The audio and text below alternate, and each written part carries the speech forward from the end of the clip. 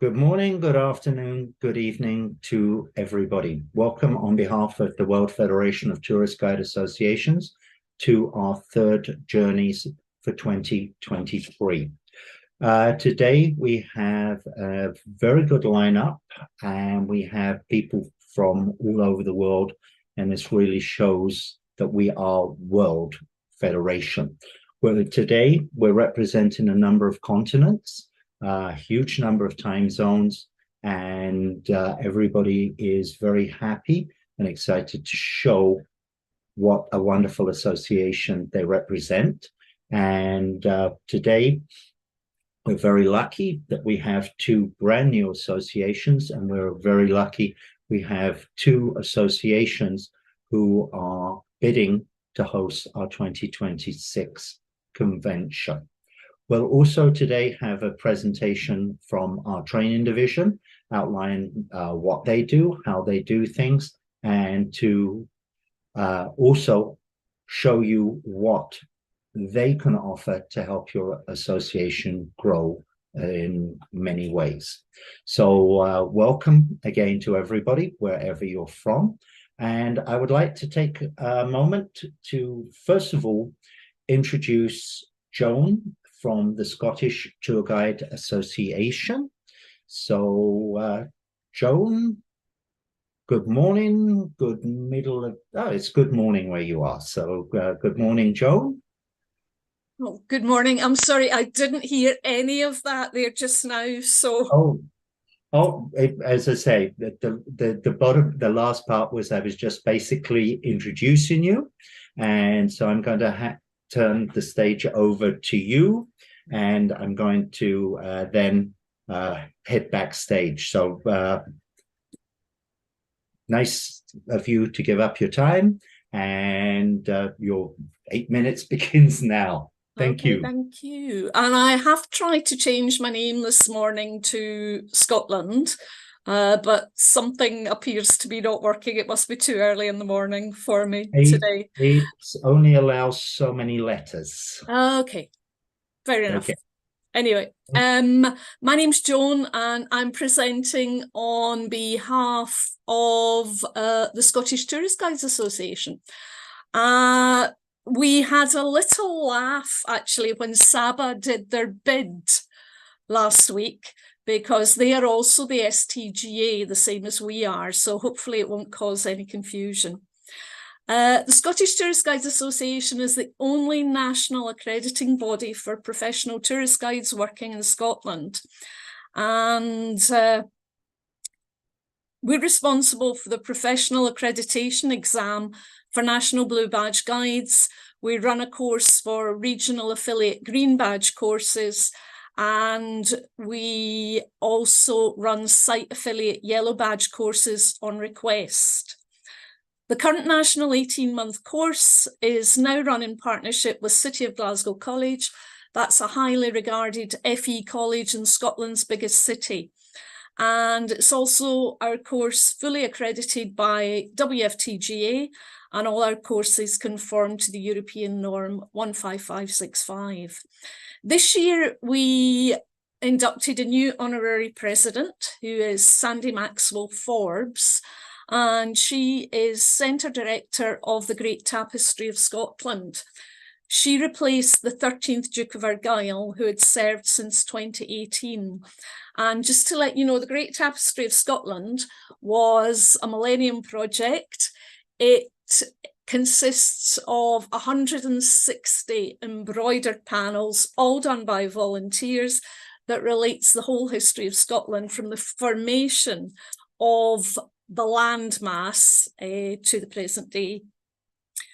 So the operation of the association, following the pandemic, we have enacted several changes, both to reduce costs and the burden on our volunteer board of directors.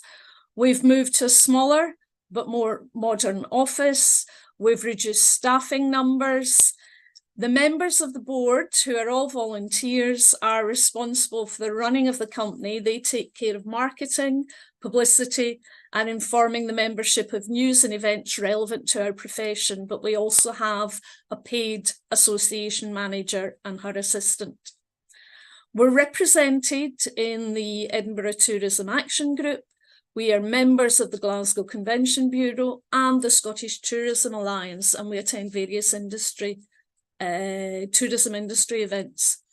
In fact, the lobbying that we've done during the pandemic allowed the majority of our members to access a grant fund given by Visit Scotland, and most of our members actually received over £6,000 during that time.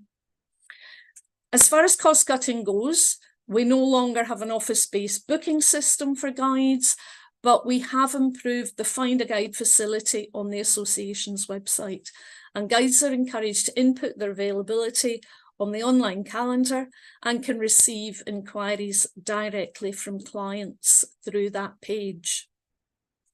Our current practicing membership is as follows: 312 blue badge guides, 168 green badge, and 12 yellow badge guides. In addition, we have 15 non-practicing and 25 retired members. Numbers reduced considerably in 2020 to 2022 due to financial pressures. Some members had to seek alternative employment, and some older members decided to retire earlier than planned. Numbers also reduced because we weren't able to conduct the same training that we had been able to do in the past. But last year, we held in November graduation ceremonies for over 50 guides who had graduated in 2020 and 2022. Current course was begun this year. We only this time have 25 students instead of the usual 36, but we're very pleased to report that interest in the next course has returned to the normal level, and we've had over 100 expressions of interest. We have partnered with Orkney College, which is part of the University of the Highlands and Islands, to deliver the core knowledge element of the Orkney Green Badge course, and STGA trainers deliver the professional skills elements. There are plans to develop similar arrangements for Shetland and the Western Isles. And for those of you unfamiliar with Scotland, there's a map of the country with the various island groupings there. For International Tourist Guides Day, our branches engaged in various activities to mark the day, including leading memory walks for the Alzheimer's Association. Several guides also participated in Alzheimer's awareness sessions. Unfortunately, we're unable to show any photos of this, although we did take them.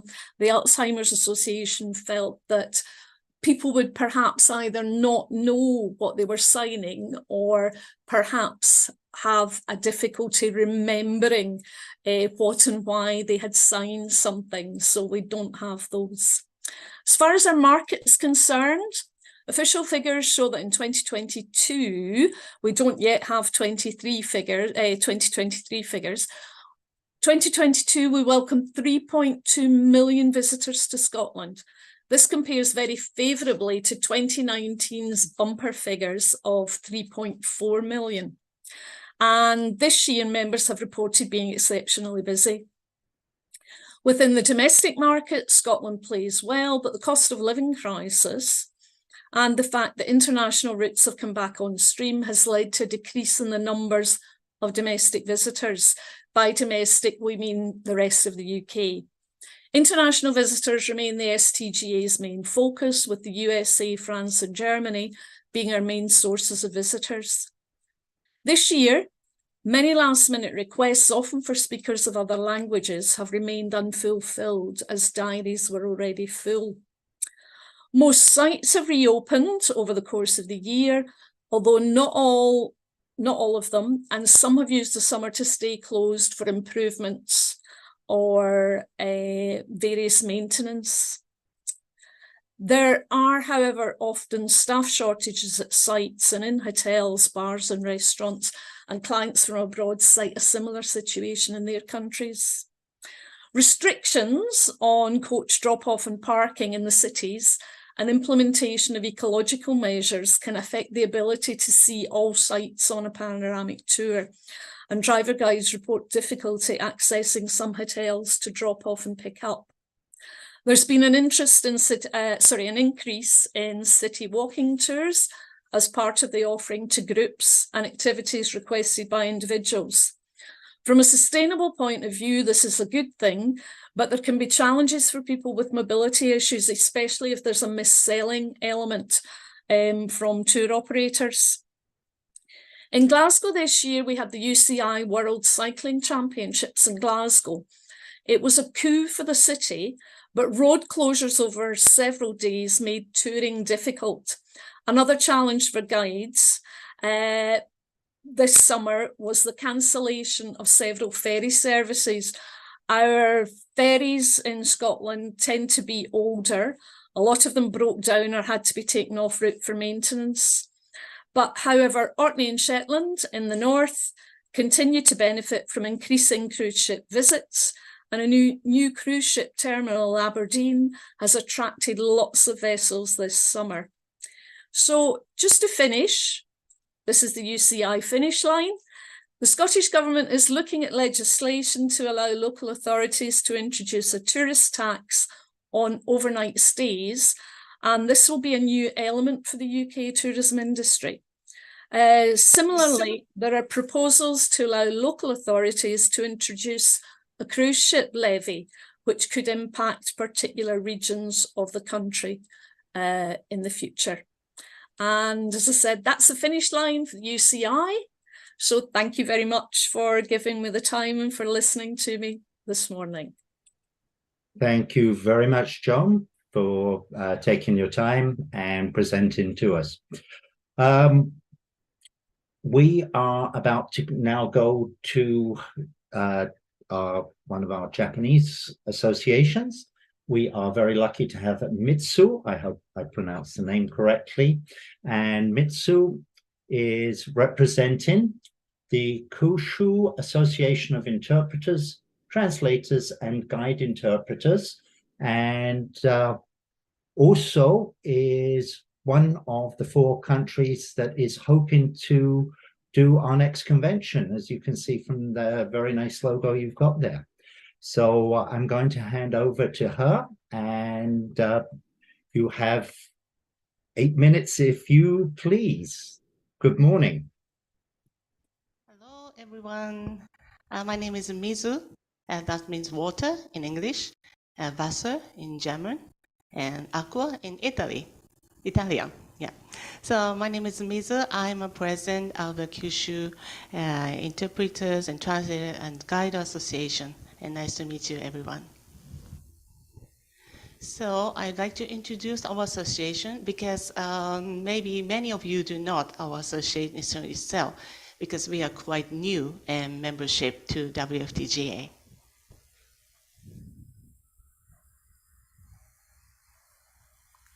Okay, this is our history. It's a quite new association established in 2018. So this is our 5th anniversary since our establishment. But in 2019, our association is first registered training organization in Japan by a tourism agency. And after that, during the COVID 2020, we started a travel arrangement service provider and also PCO service as well. And at 2021, we finally became a full member of WFTGA, and we are very brave. We joined the bidding to host the 2024 convention to Japan. But unfortunately, we couldn't travel to Madrid, Spain, 2 years ago. That's why we are very much looking forward to see every one of you in Syracuse. And really, thank you very much for voting to Japan. We finally passed the elimination round. Thank you very much. And this year, we have established a private company as a travel agent. So our field of the business and activity is now expanding year by year. And talking about the Japanese tourism situation, And Japanese government opened its border in mid-May this year. Now the number of international tourists come back to Japan is same as before the COVID pandemic. So we are very, very busy right now, and it's very good for us. And I want to talk about main features of our association. So our strength is we are providing the insurance coverage system for all the membership. The premium is included in the yearly membership fee. So I think it's a very reasonable yearly membership fee. And our guide association is consists not only the tourist guide, but also our conference interpreters and the translator as well. And we have 190 individual members and as of the December 1st. And this is additional 30 or 40 members since the beginning of this year. And we have 120 national and local licensed tour guides. And another is a conference interpreters and translator. And we are handling a vast, wide range of languages: Japanese, English, French, Spanish, German, Vietnamese, Italian, Mandarin, Cantonese, Korean, Russian, etc. But the number of the tourist guide is the English-speaking tour guide is the most of them. And after Japan opened its border this year, we resumed to welcome the international internship student from overseas. So we are going to introduce some students from overseas, like Germany, from Brazil. And in addition, we have a partnership with the Japanese language faculty of Sapienza University of Rome in Italy, and other local two universities where students can get credits. So I want to share this nice photo with you, and this is actually last month, November. So President Arushka visited our city and our office, and we had a very good and lively discussion about the tourism and also challenges in the tourism industry in Japan, such as over-tourism in Kyoto, and also the lack of human resources in the hotel industry and the tourism industry. So we had a very good time each other. And this is some of the photo. After the discussion for 1 hour and a half in our office with our 10 other executive members in our office, and we went down to the downtown area by using the subway and the local train system. And I hope that President Arushka enjoyed her way very much.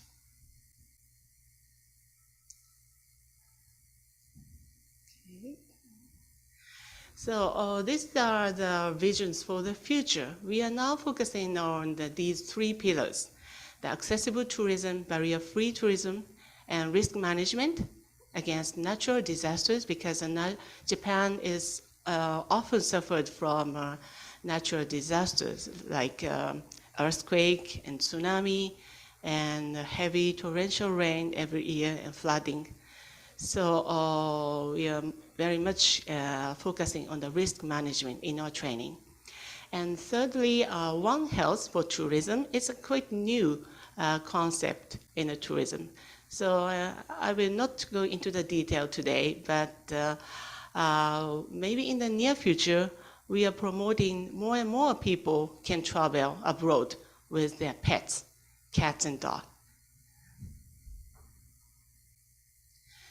So we also had played an important role connecting the WFTGA and Japanese government, and also a Japanese National Association group in Tokyo. So this is a photo that President Arushka met Mr. Kokuba, the Vice Minister of Land Infrastructure, Transport and Tourism, and also Chair, President and Vice President of JAGO. JAGO is Okay, let's see, sorry. Jaguar is one of the achievements, and we united 15 tourist guide associations all around Japan. So now we are very closely connecting each other and promoting each other and have a great network each other. Okay, also we visited the UNWTO regional office, Asia Pacific, just last week. And these are some of the photos of our job. Okay, and yeah, so I'm looking forward to seeing you in Syracuse, January. So hope to see you very soon. Thank you very much. Thank you very much for your presentation. Again, thank you for giving up your time and putting in the effort for it.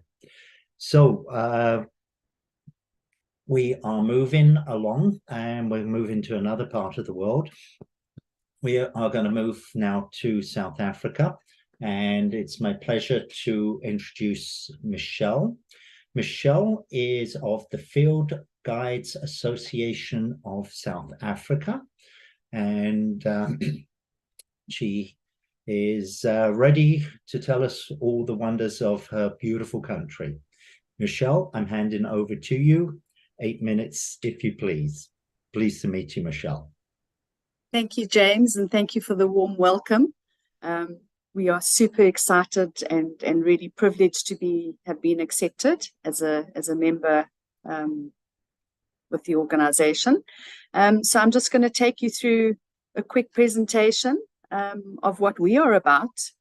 We represent mainly the field guides and safari guides in Southern Africa, as well as other guiding sectors, but our main membership is from the safari sector. So I'm just going to kick off with a short video. I hope it plays. If it doesn't, then I'll just carry on.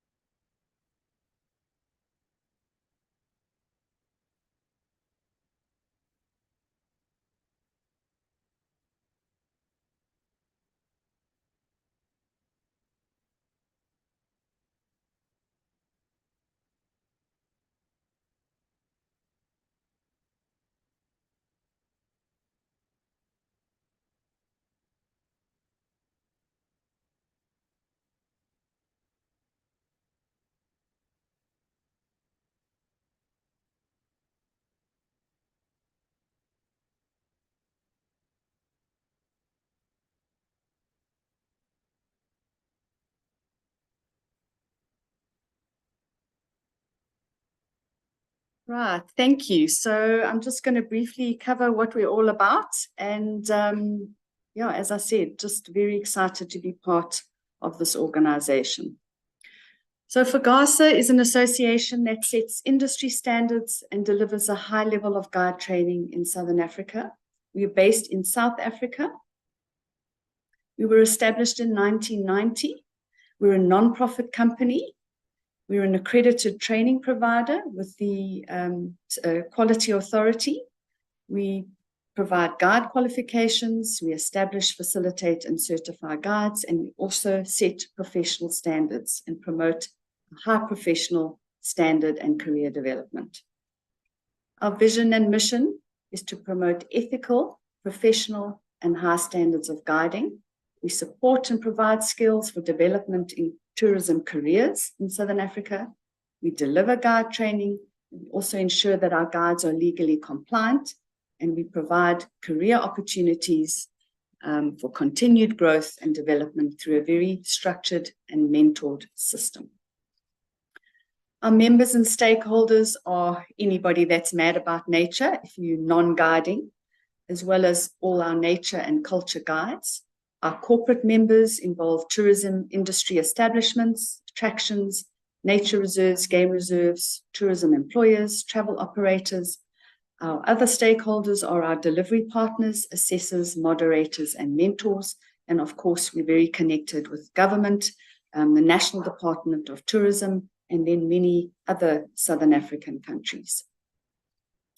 That is the current footprint of FAGASA. That means that we have guides that have been trained or are being trained in those countries, although our main focus is Southern Africa, but our standards have been adopted across Southern Africa. Since inception, we've trained over 33,000 guides in the last 33 years, and currently we have 3,884 active practicing guides within Southern Africa. How we are governed: we have a board of directors, we have executive committees that are made up of expert committees.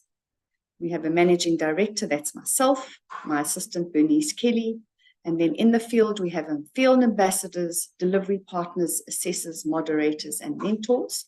And we have our little small team of 9 members that are based in a little town called Hoedspruit. We offer 3 categories of guiding qualifications. We have nature guides, which are made up of marine guides, your safari guides, who then can progress through a career by upskilling and becoming a professional guide or a specialist guide. And then the second part of the nature guides, which is very popular and increasing demand in tourism in this country, are trails guides.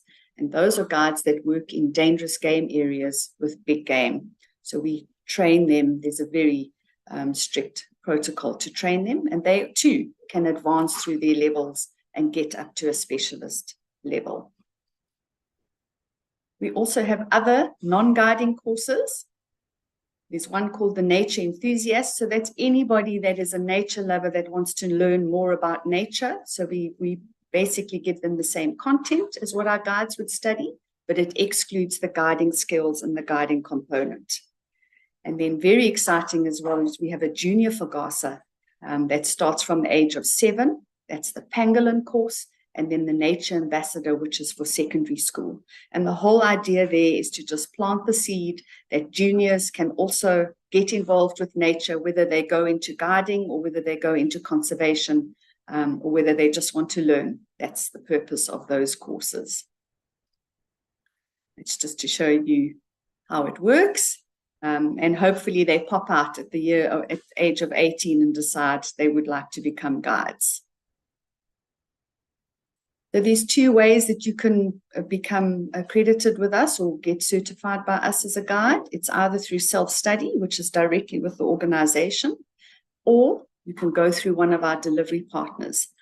Our delivery partners are made up of 3 categories. We have campus providers. So those are ones with standalone sites in nature, in game reserves. We have specialist providers that rove around. And then we have in-house providers that are based in an employment situation. So you might have a lodge or a company that operates in a nature reserve and they want to train in-house. That is the 3rd category. And then we also, over and above the training, really what we stand for is standards, professional development. So we have a very structured career path for guides that join us. We're very strict on quality assurance to make sure that the professional standards are the highest in the country, that the guides operate ethically and they stick to the code of conduct.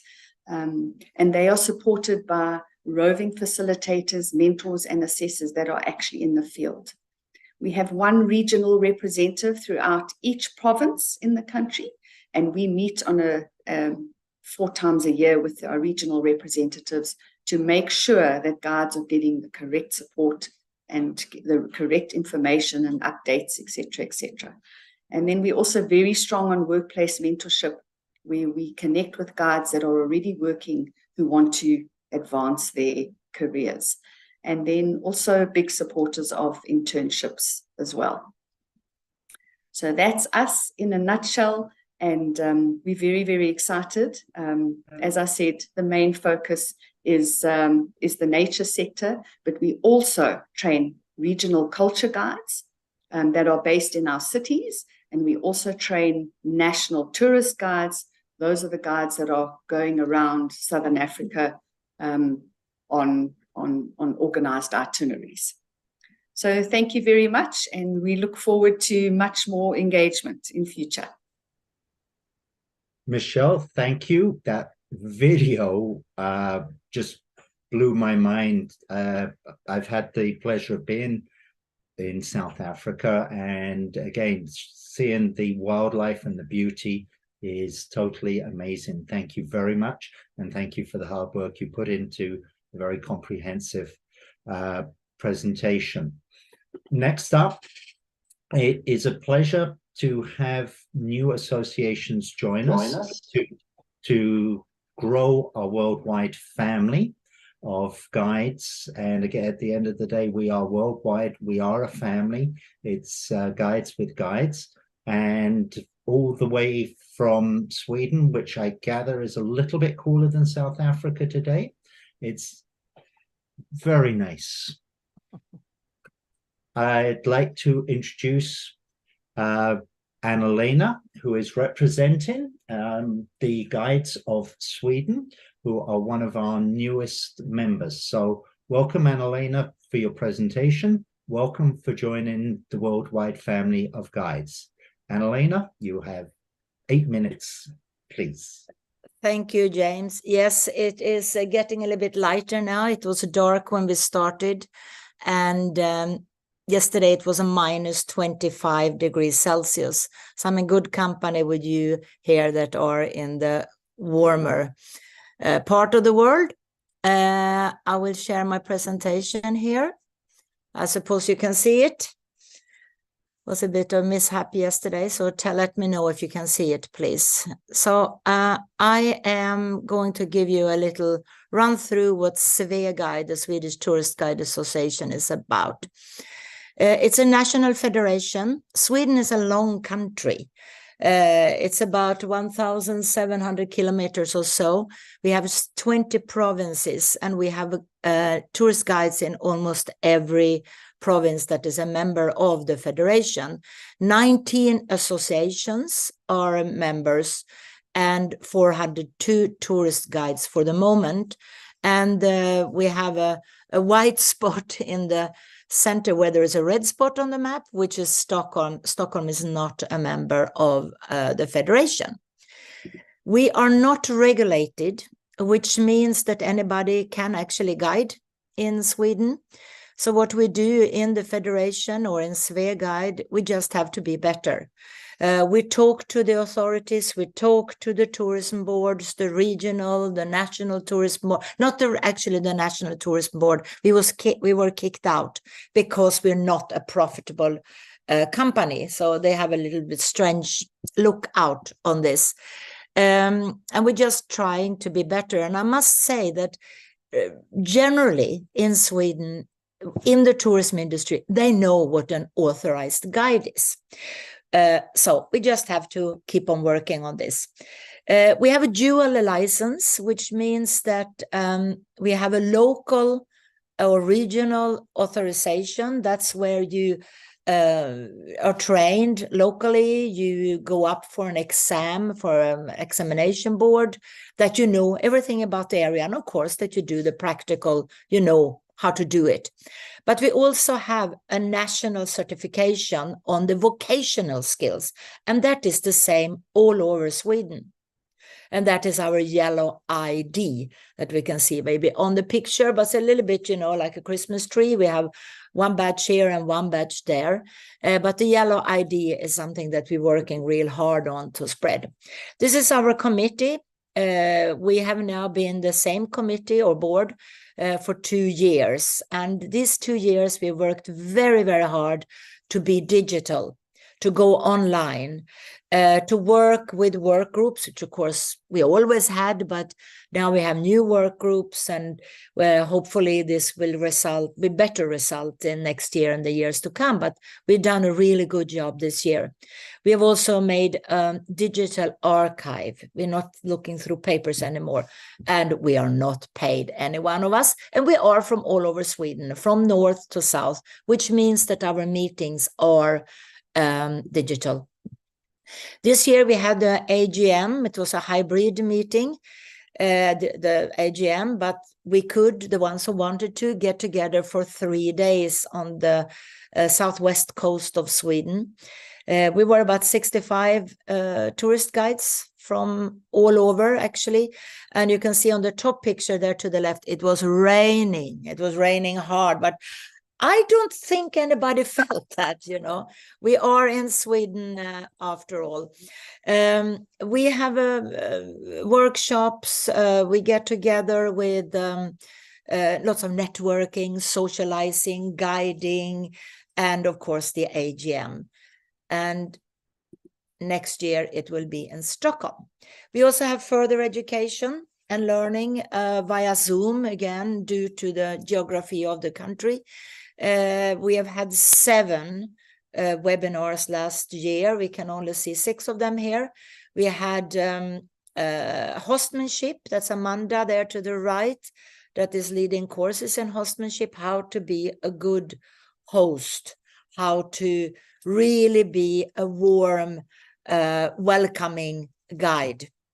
And interpretation, mostly nature, we talked about, and how to search in archives. Then we have online meetings, social meetings now and then, and we have members meetings where we have a topic that we discuss, that's something in the pipeline or maybe information. We have a few of them each year. We also, important for us is the national international exchange. We are far on top of the world.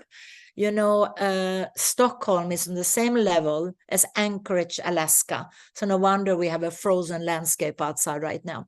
And we are so happy that we are a member of the World Federation. I don't have a picture of anyone of us in the World Federation meeting because we're just starting.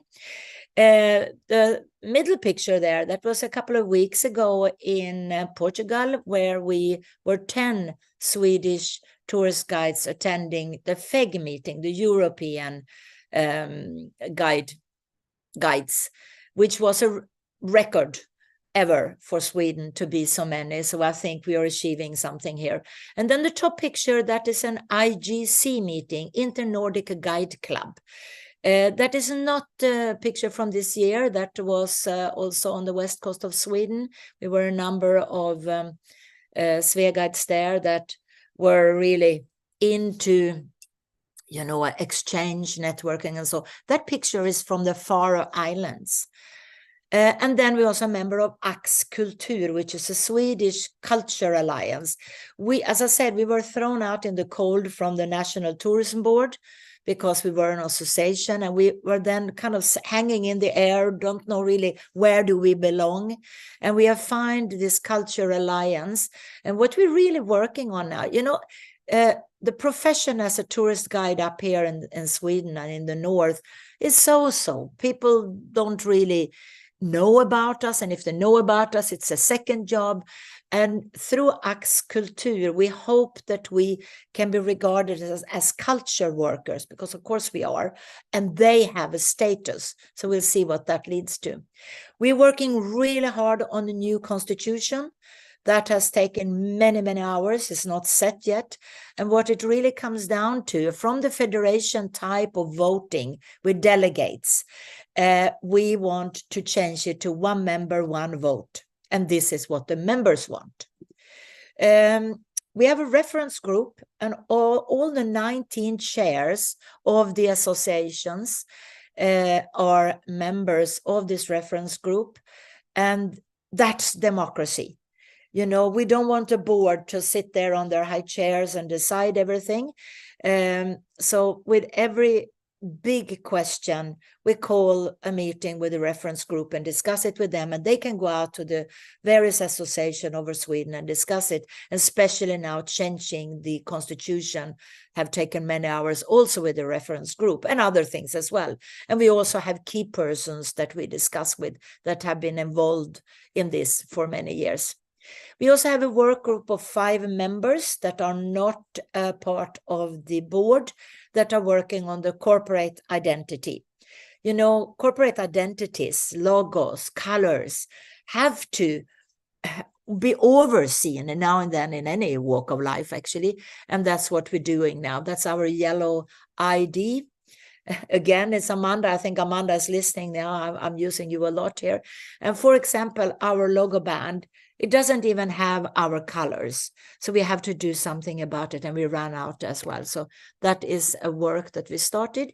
And then we have the assessors group, the ones that do the examination for the national certification, the vocation certificate that we get. And this is a picture from one of the examination. And these assessor groups, they've been trained, they've been examined. We have continuous meetings with them as well. And it's about 10 of them, I think. And least but not last, the marketing group. We have started to be quite good on Facebook page, not the groups, but the page. We don't have so many followers yet. We are going in to do it more in English, which we have been really slack doing. And we have had an idea for you guys out there in the world. We have had a scheme where we every week or so did something from a tourist guide's everyday life. So people could follow you. So now we're preparing, now we're doing this. What is it about to be a tourist guide? So that's one thing that we have. This little picture you can see on the top there. We love maps. We still love maps on paper. We write a column in a tourist magazine. I do speeches about the profession to guiding schools. The guiding schools are scattered all over Sweden. They can be from the local tourism board. They can be from a school. It varies a lot, but they all follow the guidelines, the European guidelines. And in 2025, it will be a hard push on the license recognition, and we will have a 3-day meeting in Stockholm. Just to finish off, we asked, I'm sure I'm up now, we asked the members why they are a member, and this is what we board have to go for. So thank you from me. This is one of the newest guides, and this is my landscape right now. Thanks a lot. And Elena, thank you very much. Thank you for introducing one of our newest members. And it seems like you're having a very exciting time, and a lot is happening. One of the things that the World Federation is able to offer in-house is a very dynamic training programs. And the head of our training division is Viola. And next up, again, part of the journey is not just the journeys of the associations, but also of the main association itself. So it's very nice to introduce our in-house team to, again, we're all volunteers, we all give up our time. And I'd like to introduce Viola Lewis, who is in wonderful Scotland at the moment. And I'd like to introduce Elena, who is in Moldova. So again, we've got an incredible spread of people today. Ladies, you have 8 minutes, if you please. Thank you very much, James. And really, what better when we want to talk about the training division than to hear from one of our members. So I'm going to hand over straight away to Elena. Elena qualified as international trainer just about a year ago in our International Training Center in Cyprus. So let's listen to her journey over the last year. Over to you, Elena. Thank you, Viola and James, for the introduction. Our journey in Cyprus was wonderful, but I think it's just starting to do everything by yourself. It's a picture from a bigger journey. And of course, without more training or more mentoring from your side, from WFTGA board, will be even harder. My journey was wonderful. This year, we worked a lot with the students because this is what I do. I teach at the Moldova State University for the tourism program. And we had the chance to integrate some of the courses for the experienced guides to teach them new skills and to develop further down. Also, we have a lot of activities in the nature. We managed to do more trails because after the pandemic period and after the war in Ukraine, the situation in Moldova, I would say, is not yet prepared to have, I don't know, more activities as everybody else. But we're working on it. And the biggest part, of course, we work on education. Education training, some of it is online and all of them, the rest are with the physical participation. But majority, we do have like interpretation of nature, interpretation of our culture. Coming up right now will be holding a training at the Old Orhei Cultural Natural Reserve, because this is what we're working on it, is to develop further training in areas that are less accessible for us and to help the people from rural side to develop their skills, because even the internet is worldwide, but the training in person is more effective, especially when you're training skills. And Old Orhei is one of the most visited places from Moldova, and this is why we are preparing them to receive the guests next year, and maybe at some point for themselves to become trainers, why not? But I think the work is ongoing and we're still getting ready for it. This is what I wanted to say about Moldova so far. Thank you very much. So sorry, thank you very, very much, Elena. Short and sweet, or KISS, as we say. And you actually taught me, I learned last year from you, that Moldova is the least visited country in Europe. So everybody, for tourism dispersal and avoiding over-tourism in certain areas, go and visit Elena and her colleagues. So thank you very much. And let's now look at the training division in general. I was asked to kind of go back to the purpose of the training division. And there, dear colleagues, we don't really have to go very far, but just to the constitution of WFTGA. And there, let's remind ourselves, so WFTGA shall be a non-profit making professional organization dedicated to the promotion of high standards of training and ethics within our tourist guide profession. And we are not a training organization as such. Of course, we're using training to achieve this aim of WFTGA. We are an association of tourist guides, or basically we are a federation. WFTGA is the Federation of Tourist Guides Associations. So all of those of our colleagues who are presenting their journey over the year at the moment.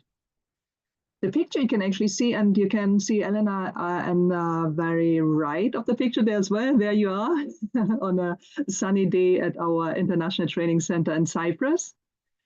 And dear colleagues, they are actually your members. all the young and experienced people you can see in the picture and the photograph are actively working tourist guides. And they have taken the time and the money and the initiative and the commitment to come to one of our training centers and to gain an additional qualification to become trainers on top of being tourist guides. So my plea to you listening Tourist Guide Association members at the moment is use your members, use their skills, their experience, and they will help all of us to achieve our aim of promoting high standards of training and ethics. So this is a reminder of a big, complicated slide I showed, or we looked at the virtual members meeting in July 2021. And really, how do and where do your members fit in? The WFTGA trainers, again, to promote high standards. And there it is really, you can see the red circle now, it's to influence the local training. So that's, again, you know, indirectly and in synergy with our members, how we do raise the standards. So how can they do that? And Elena gave us some examples. So she working at the university, working with local communities, very, very impressive. And also in tourist guide associations or in general, depending on how your program works, so your trainers can bring WFTGA courses to you. They can provide modules for your own training. We've heard from Michelle, and we've also heard from Annalena to a certain extent about the local training. So the WFTGA courses, as you can read, they are refreshers or introductions to skills training of tourist guides.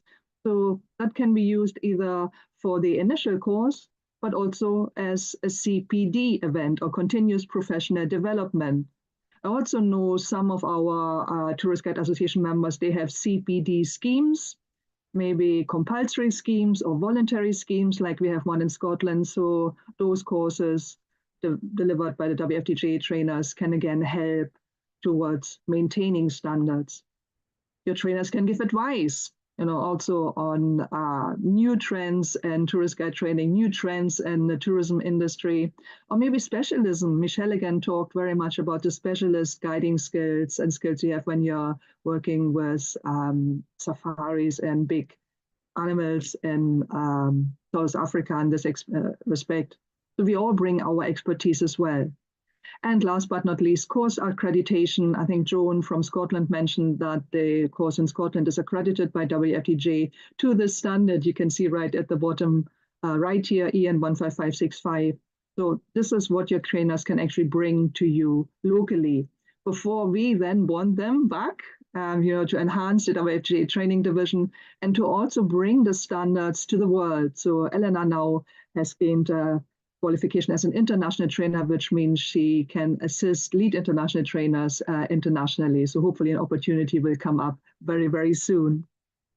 So really synergy with membership, that's what we are all about. As I said, we are not a standalone training division. We are not a training company or a training arm of WFTGA. First and foremost, we are there to, you know, help you, be there for you, our members. So briefly looking at the courses we provide, the first course, hands-on tourist guiding, and there you can see this doesn't lead to any qualification. Why not? Because that's what you are doing, dear Tourist Guide Association members. Again, we heard about that earlier. And our courses are, they can slot in wherever you want, and we can fill gaps that may be there. So then we have the different trainer qualifications. And again, very importantly for tourist guide associations, in order for a national trainer, yesterday we had Helga and Maria. So Helga from France and Maria from the Ukraine Tourist Guide Association speaking to us. They are currently on the journey of doing their local 100 hours training. And then they would, when they are ready, apply to the next course, the International Train the Trainer course, which Elena did last year, and become an international trainer. And then with experience, also a lead international trainer in due course. So again, you can see the inbuilt synergy. First, we want our national trainers to become active locally. And then, again, as I said, we want them back and we want them to work on an international stage for everybody and our members who may be at the stage of developing their training programs. Briefly, the conditions for training division membership and what is it actually. So first of all, you need a trainer qualification. We have seen them on the previous slide. Then, very importantly, our trainers are members of WFTGA through a tourist guide association or where there's no tourist guide association at the moment. As I said, starting maybe off on the tourism sector, then through individual membership. But that is really a stopgap just to develop tourist guide association. And this is really, again, ingrained in our code of conduct for the trainers, which you can see on the screen. So membership of your tourist guide association. And maybe carry out a little check. We are doing a check at the moment when and that's the third and last condition, annual trainer registration fee payments are due. We are at the moment going also through and they're checking that our members or trainers rather are full and active members of tourist guide associations. So again, this inbuilt synergy. So the training division is quite big. We have about 20 lead international trainers, about 35 international trainers, and hundreds of national trainers who probably sometimes kind of fly under the radar, but I'm convinced are doing great work locally. And so we also have a training committee which does the administration and helps to keep everything together, so to speak. And I was asked to talk a little bit more about the training committee because we will be having our convention shortly in Sicily, in Syracuse, in January 2024, and we are looking for new members of the training committee. Here is the current training committee. And you also see Alushka Ritchie, our president, right at the heart of that, so overseeing the activities of the training committee. And then next to her, you can see James, who is chairing our online session today, an Expo member. He is our Expo member on the training committee this year, and last year it was Nina, the then vice president of WFTGA. And then a couple of other positions. Let's look at them in more detail because I say they're all up for grabs at the moment. Yeah, the new president will be elected at the General Assembly. That's what the GA stands for in the abbreviation. Yes, Alushka has reached the end of her term, and Alushka will remain our longest serving president, 7 years. She was our president who steered us through the pandemic. She was also our president who steered us into the digital age, if I may say. So we have our constitution and rules and regulations, so her term sadly is up. So then also up for grabs, head of the training division. I'm in that position at the moment. I'm halfway through my term, so there could be more if our delegates decide so. So again, head of training division is an Expo member and a member of the training committee. Then we have a trainer representative, and that's Dimitra. You see her picture shortly again as well. And I'm aware of time, so I'm kind of closing up as well. So Dimitra is elected by the training division as, or not she as a person, but the trainer representative in that position is elected by the training division at the convention. Then we have an experienced trainer, and we've just seen James and Nina as Expo members again, and also an arbitrator. So all of this, just get in touch with me. You see the email addresses on the top right. You might see there's actually no position for national trainers on our training division, but there's always the opportunity for co-option for special projects. And applications are open for the training committee, and they close on the 8th of January. Applications for our executive board will open shortly. So really very, very briefly, practical insights. I was asked to look at the practical insights of what we actually do. And here now you can see Dimitra's picture. I mentioned her before. She is a trainer representative at the moment. And this is the kind of activities we get up to. So website, helping our trainers to rejoin the training division. We lost a couple of trainers during the pandemic, so now we are looking at bringing them back, bringing them up to speed again, and rejoin the training division. Quite a bit of work there. And then we also assist Sonia, that's Sonia Bell, our WFTGA administrator, with invoicing. Engagement with members, so that's probably more important to our members who are listening at the moment. We run a virtual information session for you, which we coined really as WFTGA Family, for the WFTGA family, by the WFTGA family. We also run a CPD, Continuous Professional Course, Development Course on Heritage Interpretation in Armenia. And again, Elena was part of that too, and James was too. So really quite an opportunity for us to deeply dive into the current value-based heritage interpretation, which is so important in this day and age with conflicts and climate crisis going on. And these are a couple of other things we do. Advice on training programs. So we will hear from John later on from the Fiji Island Guide Association. So we are working on advice and their training program at the moment, and so on and so forth. Working with Expo and area representatives. You heard from our area representatives in our first journey. So we are not standalone again. And last but not least, training courses. I was asked to say what we are doing in terms of training courses. So if they are at the request of members and partners, all the kind of administrative aspects that are necessary are done by the training committee. It's much easier if you have an international training center, like the one in Cyprus. But there, of course, we are also responsible for the selection of the participants because it's an open course and anybody. So another plea, if you want to become a trainer, apply for our training courses and influence the standards and raise the standards this way. And really the last, the last slide in terms of moving forward. The challenges we are facing at the moment is volunteering. We are all volunteers on the training committee as well. The trainers get paid for their work because they have really invested and it's a professional service. So we want to get paid for our professional guiding services. So the trainers in a similar light. So it's difficult to find volunteers in a challenging economic situation at the moment.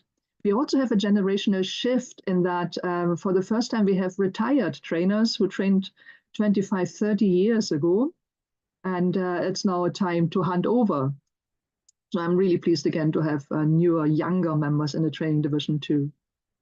Lack of availability of trainers, even for paid work, because we've heard there's so much tourism guiding work going on at the moment. Keeping up to date, bringing our training to less represented areas, and of course, finding sponsorship for trainings from ministries, from USAID, from UNESCO, whom we have been working with over the year, UNWTO, meant to mention as well. And maybe more and ever demanding external clients, as we all have in our division. Okay. So really, James, finishing up.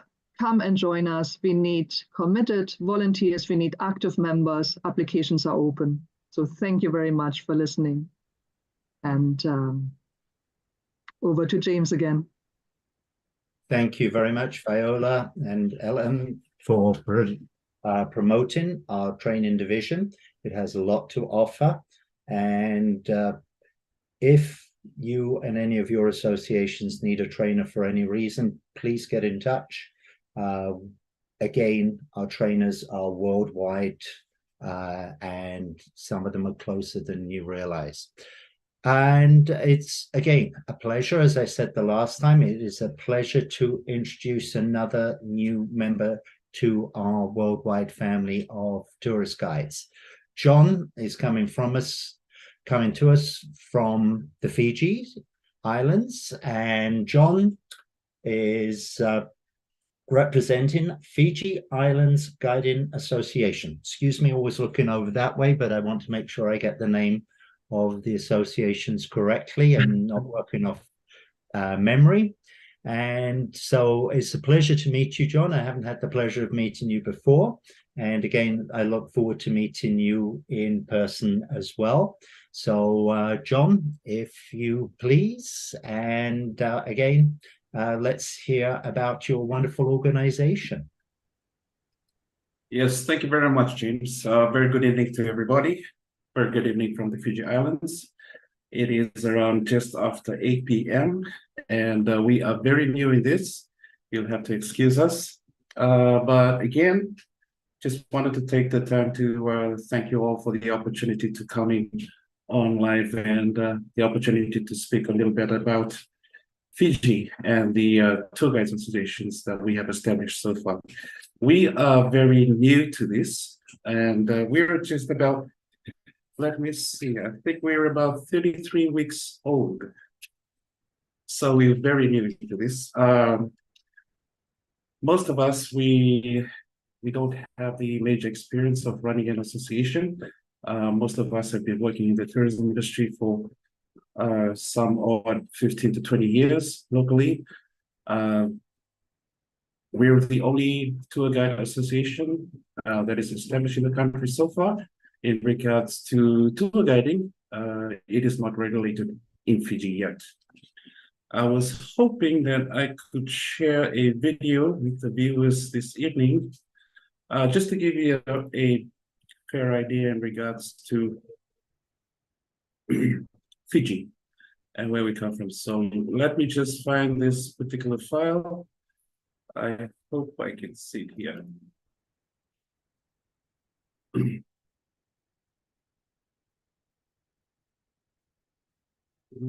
Okay.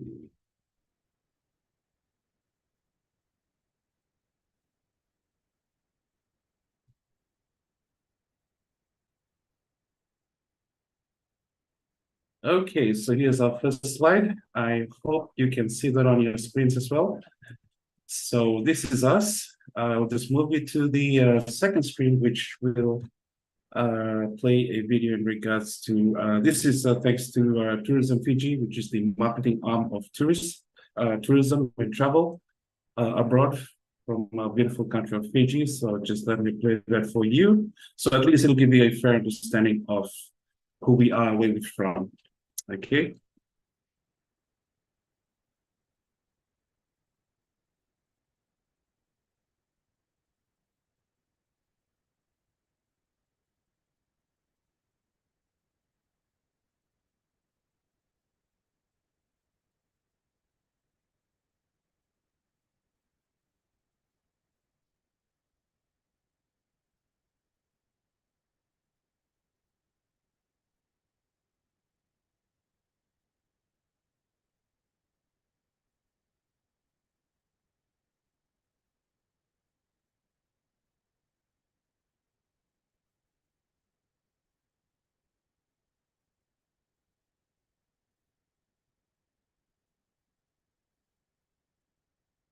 Well, I think that video is not showing anyway. I cannot see it on my screen, but anyway, we'll just go back and I'll just talk a little bit about Fiji Islands Guiding Association. So the association started about 2011. That's about, I think, 12 years ago.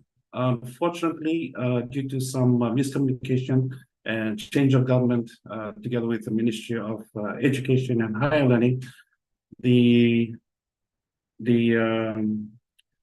corporation came to a stagnant point where, unfortunately, after 11 years, the dissolvement of the Fiji Islands Guide Association. But thanks to some passionate guides in this country that we're currently working with, we have decided to revive this association because we saw the best of it. What can it bring Fiji? So the association was relaunched on May 12th, and we had received 31 registered members, paid members. And I'll just talk to you in regards to what we have achieved for the past 33 weeks. So we are very new in this. You'll have to excuse us. The first thing we did was to establish our partnerships with all tourist local travel agencies. And in order to achieve that, we had to go through appointments and meetings and with inbound tour operators, etc. And the other highlight of our achievement was to conduct guide training. We also helped create a tour guide training manual And this was all put together with a few members, given all different tasks and all to research and to find the best suitable information. Also, thanks to artificial intelligence, as we all know, they helped create the manual as well. So this particular manual was used for training too, and I'll speak a little bit that later. And the other achievement, because in order to succeed, we had to align ourselves with major partners locally and also international partners. And we tried to find what is the standard of tour guiding, what is the international standard of tour guiding. So after a few months of research, etc., we found out that it would be the best choice for us to align ourselves with the World Federation Tour Guides Association. Hence the reason, I think it was just 2 weeks ago that we had finally registered with WFTGA, and that was quite an achievement for such a small association like ourselves here in the Pacific Islands. So it was a huge celebration for most of our board members and also our financial members as well. And apart from that, we also hosted a 2 days successful training workshop, and this helped. We were focusing on specific training in regards to communications and presentations as a tour guide, and that was a very successful 2 days workshop. We also had our local partners join us in those sessions as well, so that they can understand what tour guiding is all about. Because when you talk about tour guiding in the South Pacific, or for example, like in Fiji or in the small Pacific Islands, people tend to think that anyone could become a tour guide. Of course, anyone can become a tour guide, but then it is you can either become just a tour guide or you can become a professional tour guide. So that was one of the major hurdles trying to, or the formation of the association was to try and educate our local people that you can also become a professional tour guide as well. Apart from that, another successful story, we launched our first newsletter. And that was an amazing achievement for us because, like I said, we're all new in this, and we have timelines and goals, and we have plans. And every time we achieve a small plan, a timeline, it is a huge celebration for us. Because we're pioneers in this in our country and also in the South Pacific. I've researched and found out Tonga doesn't have an association, the island of Tonga doesn't, Samoa doesn't, Vanuatu doesn't. So I think it is something for us to help start in Fiji and probably rub off onto our other small South Pacific islands as well. We also we are self-funded as well. We don't have any grants from governments, etc. So most of the funds that we get through small fundraising programs that we fundraise ourselves and help get in small funds to at least keep our operation running. We don't have a physical office. Most of our members, we operate from our own homes or wherever you have access to internet. So that is one of the small hurdles, but these are all plans, timelines and goals for the future. We are currently we just have completed our logo. That was our logo, the previous one, and this is on the day we launched on May 12th of this year. This photograph represents the members that attended the launch. These are some of the tour guides that is in our association as well.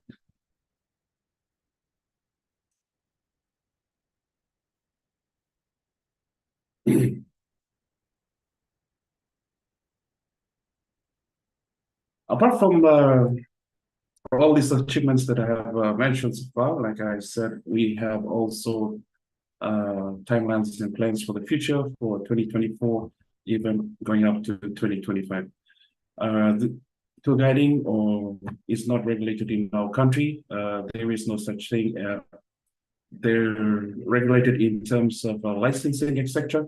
But our hope in Fiji is that this association would reach that point of having all professional tour guides licensed, including an ID as well. Right? So this is another challenge that we hope to achieve towards sometime next year. I think it's towards the mid of next year. So apart from that,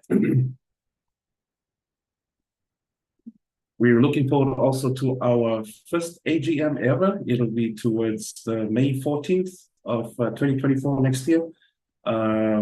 This association has never had an AGM before, even from the launch of 2011.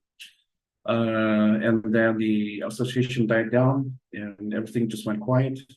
And we relaunched it again earlier this year, as I mentioned. So we are definitely looking forward to our first AGM towards next year on May 2024. Also, we are hoping to find avenues and streams to engage our government and donors for grants to help make our work easier, because we have 1 or 2 community projects that we hope, and training sessions as well. And also to put in together a tour guides training manual for basic training, level 1, level 2, level 3. These are some of the goals that we hope to achieve as well next year. And also, I had communicated with Viola, I think it was about last month, I believe, in regards to that. We hope one day to bring a Train the Trainers program to Fiji, come and visit our shores, and train the trainer programs in Fiji. I think that's one of our goals that we are hoping to achieve as well in regards to that. But we will see what happens.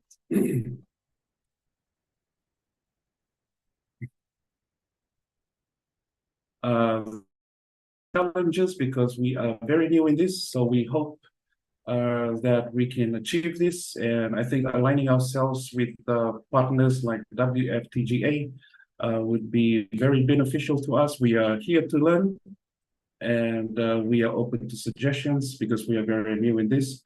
And I think that's about it for now. And I would also like to take the time to thank James and the team for this wonderful opportunity.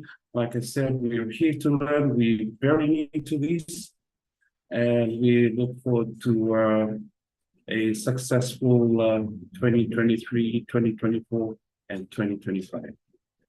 That is it for us from Fiji and the Fiji Islands Guiding Association. We thank you very much for this time. Good night.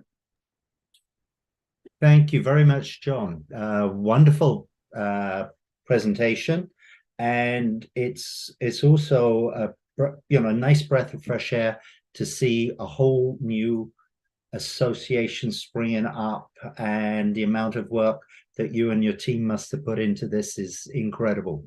Thank you for taking your time.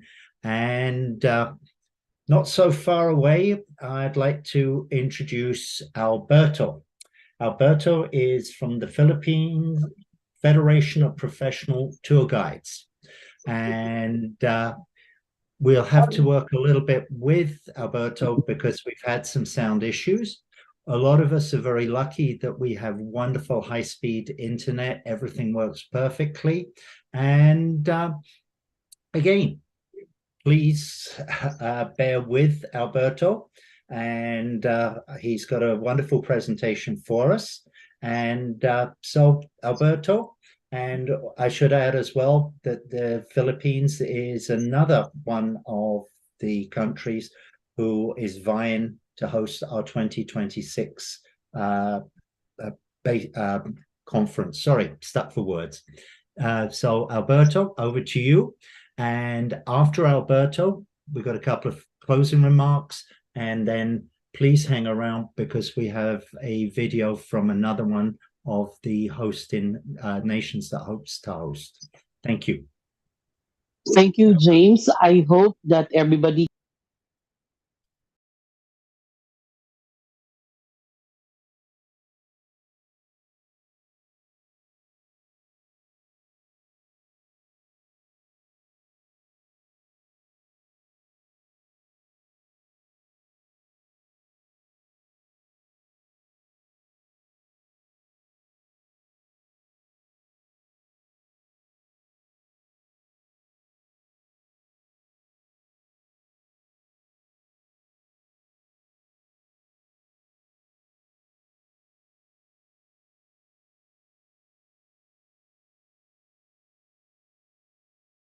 bring Alberto back on. Right. Sorry, a little technical glitch. Second time lucky. Thank you. Yeah. Thank you, James. Hi, everyone, and mabuhay. I am Alberto Gadia. I am the president of the Philippine Federation of Professional Tour Guides. Um, this is a very good opportunity for Philippines to say thank you to the WFTGA and our association, the Philippine Federation of Professional Tour Guides, is basically composed of um, increasing number of more than 20 recognized association all over the country. And uh, it's really a warm welcome to everyone because our journey with WFTGA is really a 360 degree.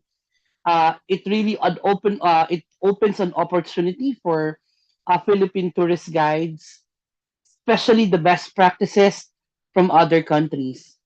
And part of it is basically we in our association, we organize and develop programs that is very timely and relevant, which we had the Philippine Tour Guides Hybrid Conference, which was executed or staged last February of this year. And we are so happy that we have more than 100 accredited tour guides all over the country coming from 20 different recognized association. And during the February celebration, we also incorporated the celebration of International Tourist Guides Day. And we were so impressed of the WFTGA's program, particularly for enhancement, capacity building, and training. That is why part of the program, we incorporated some topics that has something to do or very helpful for our members in terms of marketing, uh, in terms of sustainable tour guiding, and some technical and going back again to basic of tour guiding. Another thing that we part of our journey is the what we call the national our national government through the help of our technical education center. We from the association became 60% of the members of the trainers and assessors of the association were qualified to be a national certificate holder of a national skills program, which we call it NC3 for tour guiding. And majority right now of the regional lead assessors all over the country are members or either the president or officers of different associations of the federation. So also for our journey, that journey is really something that we look forward to now, and part of the community, part of the federation, we are again uh, bidding for the 21st convention of WFTGA for the 2026. We see how important our community of tour guides in the Philippines because of each association's contribution to be especially in terms of assisting each and every one of us in different um, specializations. The community of tour guides decided to again bid for the WFTGA on 2026 WFTGA convention because we want to showcase our community, of tour guides all over the country.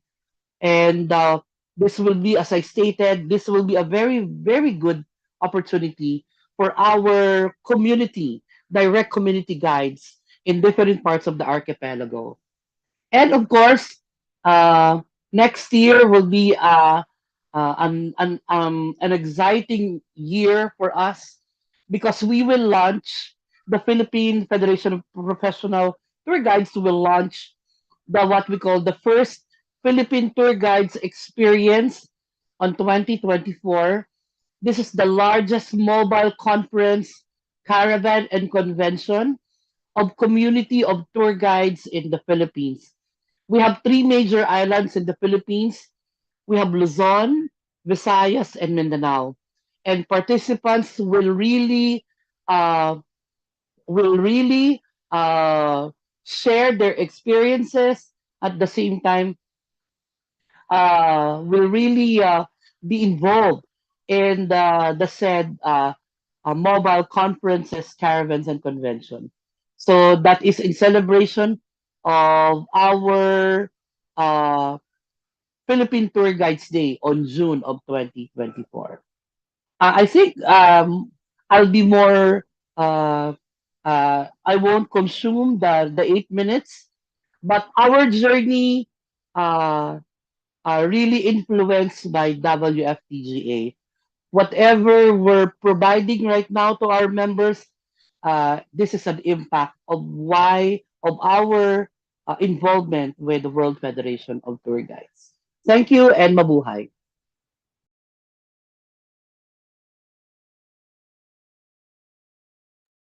Thank you very much, Alberto. It's a great presentation, short, sharp, and sweet. And what we have coming up next is a video presentation. But I want to take a moment, first of all, to thank all the people who participated in our third journey.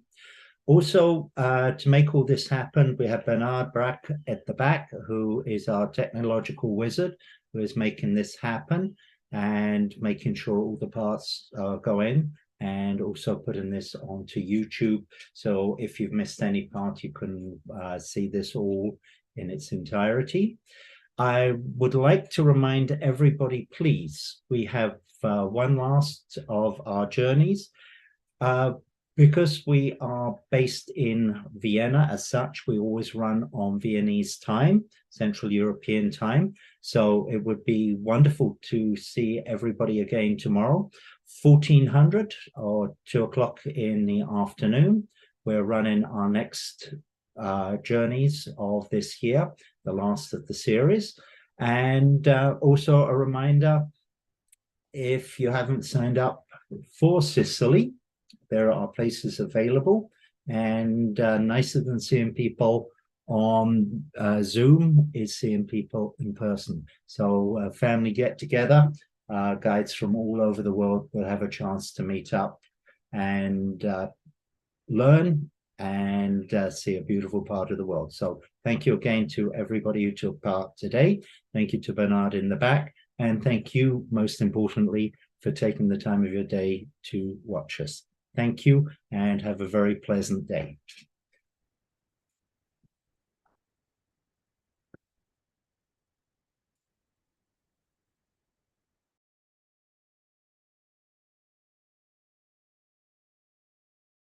To Fukuoka. Hello again, everyone. I'm Mizu, the chairperson of KITG Japan. It's nice to see you everyone again. This is the second time bidding for the WFTGA convention. Thanks to Expo in the last bid, we were able to make it to the final round. This time, we really want to make it to the final presentation in person in Syracuse next January. Based on the feedback from our last bid, we have improved the following points. First, we changed the proposed dates of the convention.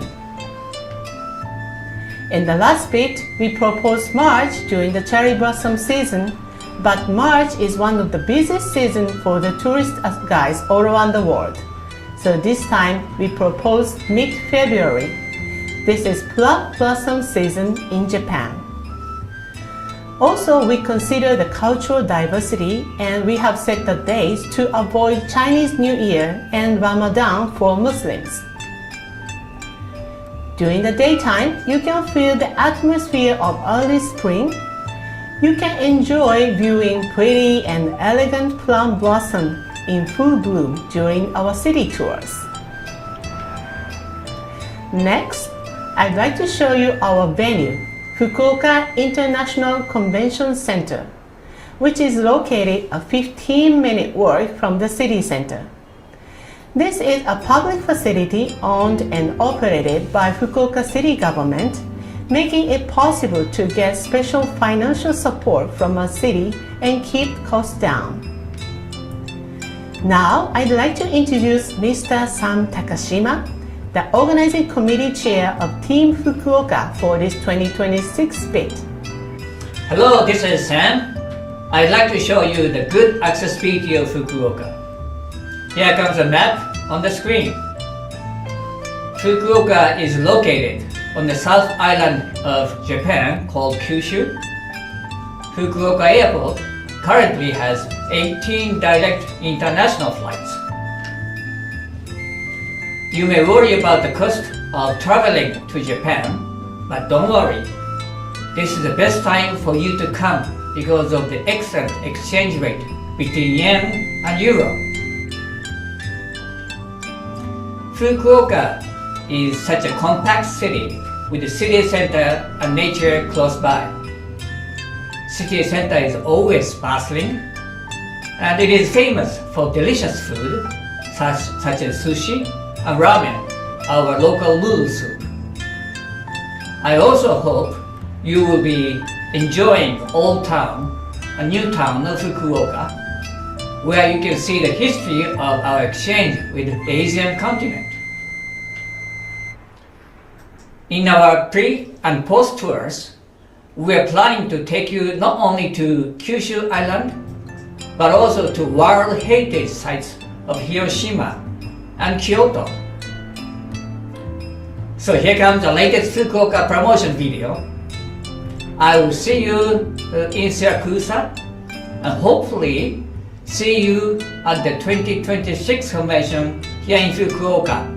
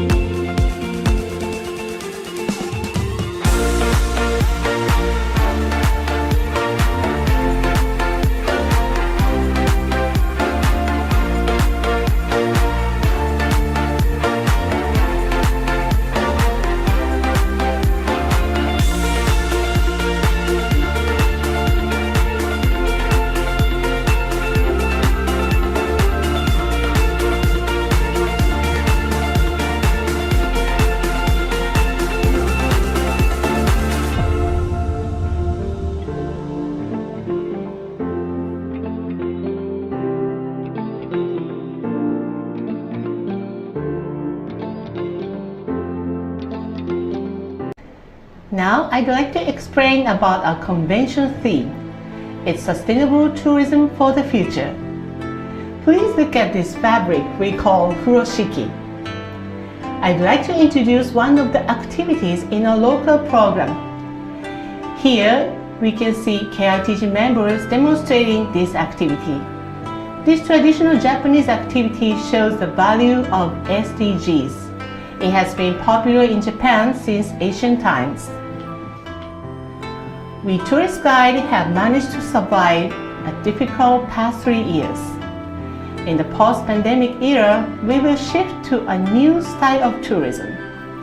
In Fukuoka 2026, we will discuss and experience what we can do for a bright future of tourism, as we exchange information about issues such as peace education, CO2 reduction, inheritance of traditional culture, and training of younger generations. Look at the furoshiki works. We'll be receiving strong support from the Japanese national, city and prefectural governments and national airlines. They will definitely cooperate with us. We are all Team Japan, including national governments and all the other tourist guide associations in Japan. All Japan will be looking forward to welcoming you to the Fukuoka WFTGA 2026 convention. Please visit Japan. May your dreams come true.